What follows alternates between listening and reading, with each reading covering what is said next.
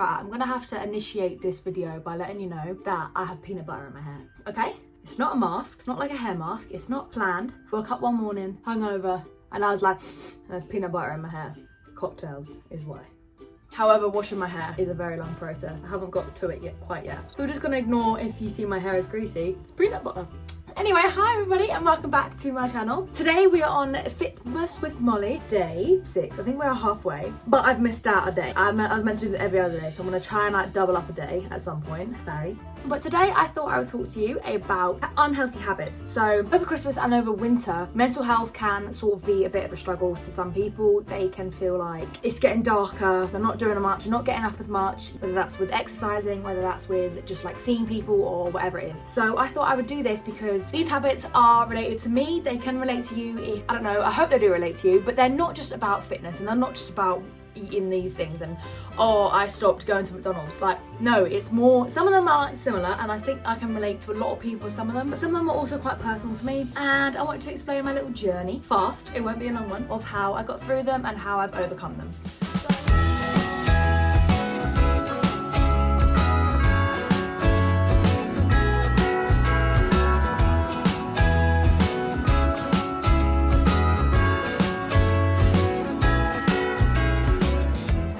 First unhealthy habit that I was like, no, sorting this one out, no way, goodbye, was mornings. Because I'm not a morning person. I never was a morning person. And mornings were like, no. Going to uni, not having anything to wake up for and having the responsibility to wake up for myself, I formed a very bad habit of waking up whenever I wanted. And whenever I did wake up, I would be on my phone for hours and I wouldn't get out of bed.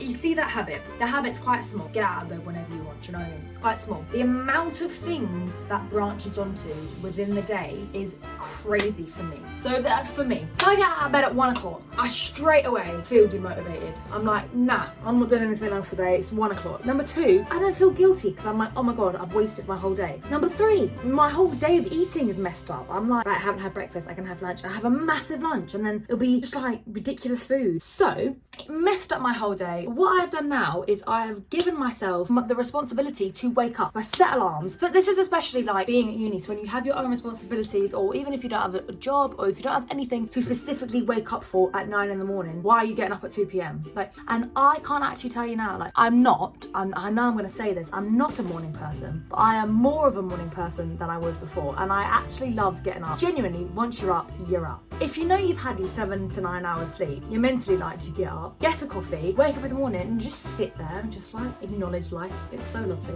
So that's number 1. My habit was to stop being a little slob, basically. Get up. I let myself have the weekends because that's the thing. It's more of a lifestyle thing. It's not like, all right, every single day now I'm waking up at 9 in the morning. During the weekdays, I get up, I have an alarm. It doesn't have to be 9, it could be 10, but it's something like I'll get up and I'm doing this for my day. Do you know what I mean? So that's number 1. And then I sleep on the weekend. Okay, so tip number 2, I thought is going to be really handy when it comes to Christmas because this was me a lot, and it was like, hurry up.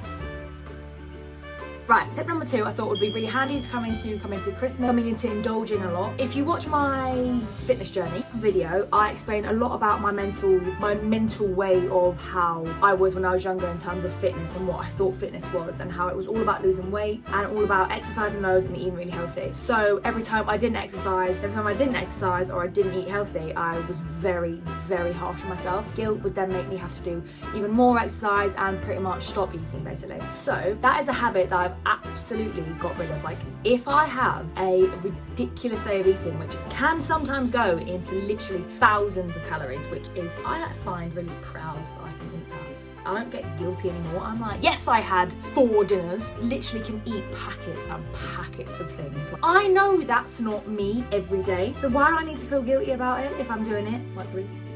But like, do you know what I mean? And what is going to help me with that guilt? Like, where is that going to take me? Nowhere. So I kicked it. I was like, no, bye.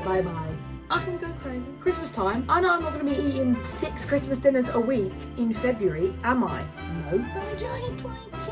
So that's number 2. Number 3 is This is a super powerful one that I want to inspire the world to do, but it is not giving a crapamondos about what other people think. That is a habit that I had. I cared so much about what other people thought. Every time I did something, I would be like, right, what will they think of me? Like when I would dress a certain way, I'd think, right, I'm doing that because I want that person to think something of me. Or everything to do with my YouTube now and my Instagram, I didn't want to do for years. Not even like I had a thought of it and I didn't do it for a couple of days. Years I wanted to do it, but I always thought that other people would judge me. No, because look where I am now. I mean, I'm not like friggin' Miles, but I'm so damn freaking happy. And I don't care what other people think. Some people can say this is really weird. Go ahead.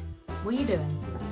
You're never going to get something positive out of trying to do something for someone else. You've got to do everything for you. You've got to be selfish in life. Like, do your own thing and don't care what other people think. Unless you're going to like punch someone in the face. Maybe care that it might hurt them, but...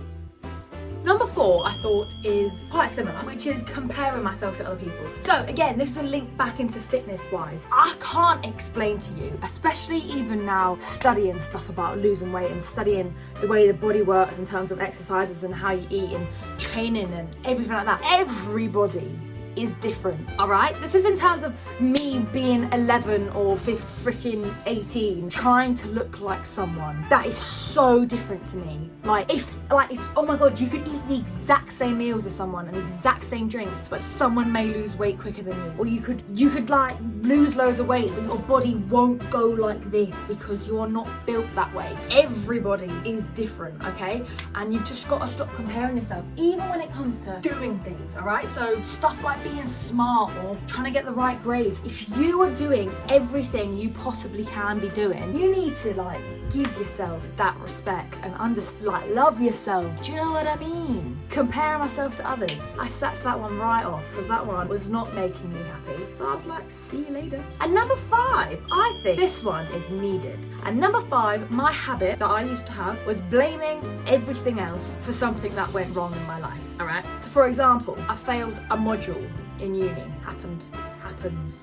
And I blamed we didn't have enough lectures, or yeah, but the lectures were not good, or yeah, but the exam was ridiculous. Like, no, you didn't go to any of the lectures, you didn't go to any of the seminars, and you didn't revise for that exam. You failed it. That's your problem. If I'm training, if something's going wrong with training, like say I'm not getting a PB that I want, say like when I've started to get into running, if I'm trying to get like a 10k split time that I really want, but I'm not doing my proper training, I'm not gonna be like, ew, slippery today, or yeah, but I felt really tired today. No, I didn't train for it properly, and I probably didn't eat right the night before, and I probably didn't do anything else. Blaming other people was a big habit of mine, and it got me nowhere, because if you blame other people, you're just gonna wait for them to change.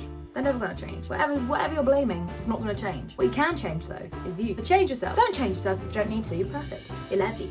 But you know what I mean? That's a big habit, and I think you should probably apply it to a lot of things. Like maybe like reflect on that. That made me reflect on a lot of things. I would always think,